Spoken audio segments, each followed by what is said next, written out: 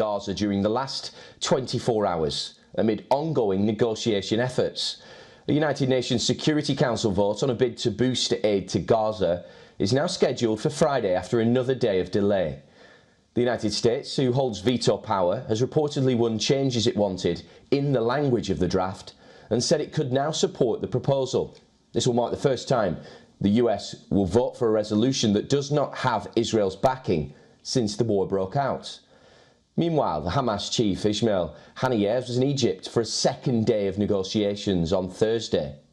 However, Hamas and other Palestinian factions have taken a unanimous approach that another hostage and prisoner exchange would take place only when fighting stops in Gaza. The Israeli Foreign Minister Eli Cohen confirmed negotiations on a hostage release were ongoing, but declined to provide details. The PM, Benjamin Netanyahu, has once again said that Israel will fight until victory.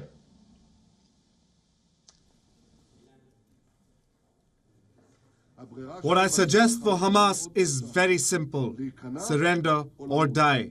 They will not have any other choice. Israel says it's destroyed a strategic terror tunnel network in central Gaza City. The Israeli army has released a video showing the tunnel being blown up by its forces.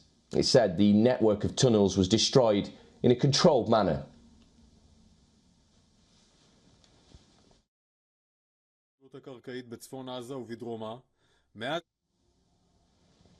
Another Israeli army footage from northern Gaza shows troops engaging in suspected militants in the Shejaiya neighbourhood of Gaza City.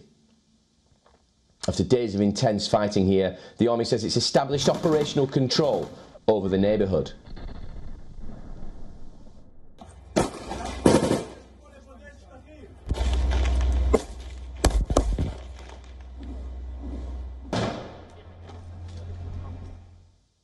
While the IDF says that in Shejaiya, the soldiers enabled the orderly evacuation of the civilian population from a school complex, and that ground troops conducted searches in a school and located numerous weapons.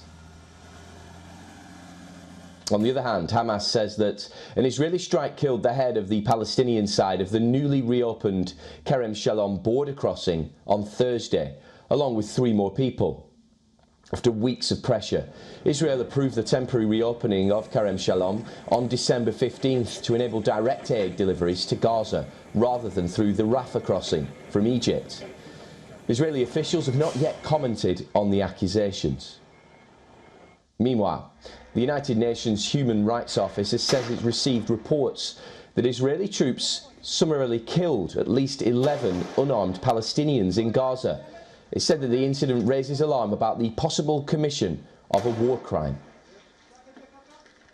Israeli army claims that they've killed 2,000 militants in Gaza just this month, and Hamas says fighting has killed over 20,000 Palestinians so far.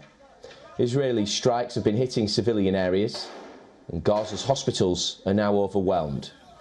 The WHO said there are no functional hospitals left in northern Gaza.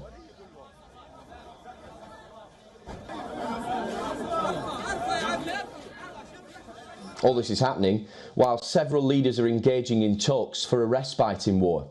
The British Foreign Secretary David Cameron is in Egypt, where he repeated his call for a sustainable ceasefire, where Hamas is no longer able to threaten Israel.